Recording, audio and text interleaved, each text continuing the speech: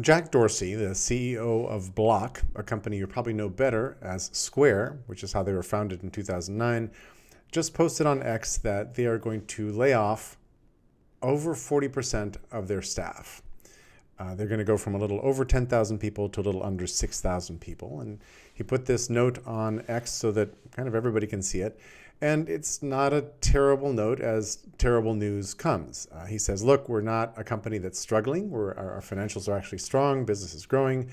But how we work has been changed inexorably and kind of incredibly by generative AI.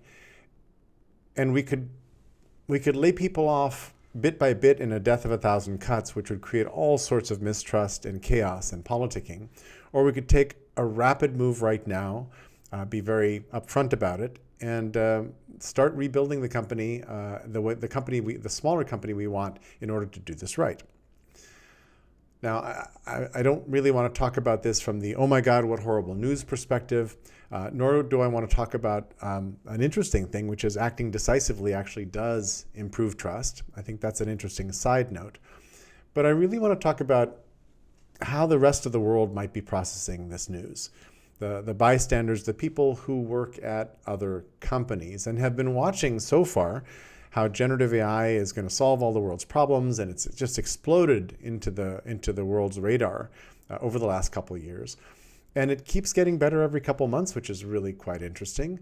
But the part of it that I'm interested in is the quiet scream that I think I heard when I saw the news this morning.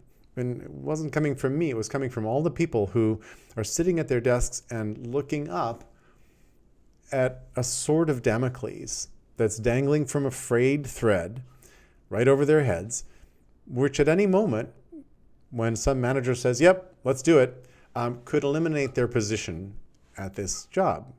This sword might actually fall onto their job. Now, I know, and I think you will agree, that generative AI right now isn't killing jobs. It can't do someone's entire job, but it's killing tasks. And I think you'll agree with that as well. And once it's killed a task, that task is still being done. It's just not being done by a human. And if I kill 50% of the tasks that are on your job description, unless you're in a job where, boy, I could just pour more volume on you and you could, be more efficient, which I don't think describes a lot of jobs, you're going to have a hard time justifying that job. And unless the company is really flexible and a bit generous and patient and figures out how to reevaluate, reassess, and replace its workforce, that's probably not going to end very well. But there's a bit of a worse twist. And here I'm trying quickly to go over a series of issues that I'm going to come back and write deeper posts about. But I just want to give the bigger picture. There's a little grimmer outcome, which is that if most of the tasks that make up your job have been eliminated, it's increasingly likely that is actually a hole in your career.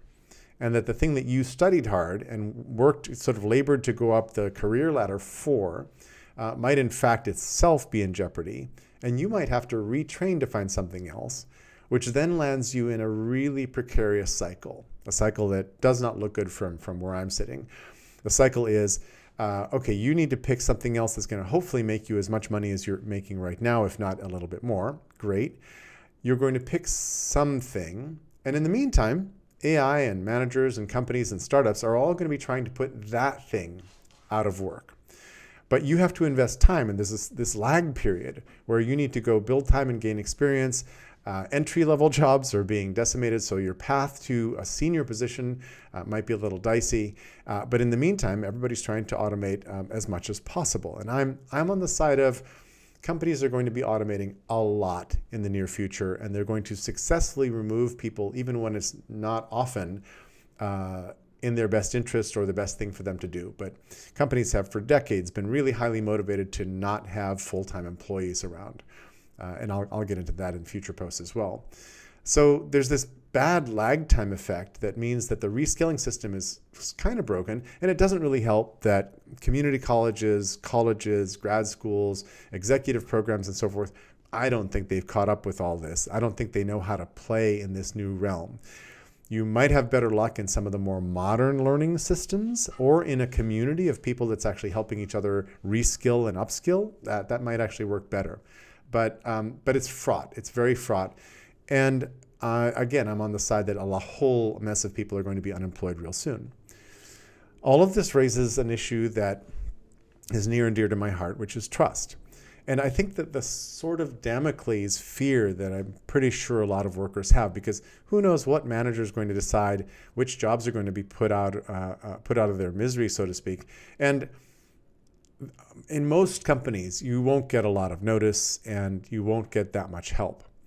So if you don't have this trust conversation, what you get is people cheating, people engaging in shadow AI, which means AI they don't report back to you. You may prohibit the use of certain tools, but they may go use them anyway because it lightens their load.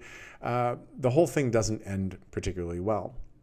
If you can have this conversation, and I don't think this conversation ends with, oh yes, everybody's job is guaranteed into the future, because the dynamic I just described doesn't leave as many chairs in the circle as there were before.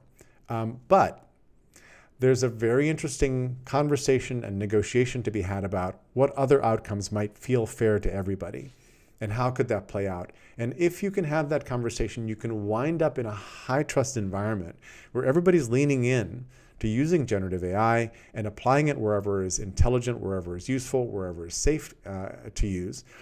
And then you have a lot less fear about being blindsided by some little startup that decides to provide the value that you provide in the market in some blazing different way or something else. The speed of all these different forces and their effects on society matters a lot in this scenario. But we're kind of entering a K-shaped economy where a few people are going to get a lot of benefit and value and wealth out of the new economies, and a whole lot of people are going to wind up bouncing down the lower leg of the K. And we don't know where the kink in the K is, where the K meets its bar. Because if it's up high, then there's a lot of people who are going to lose a lot of territory here, a lot of ground. If the K is low, then maybe it's a smaller piece of the population. But I think that we are sort of entering the K-shaped economy, as people are saying. Trust is really important in this whole formula. And there are many other ways that trust plays in the generative AI space. But this is one that I care about a lot and will be returning to in a series of posts right after this.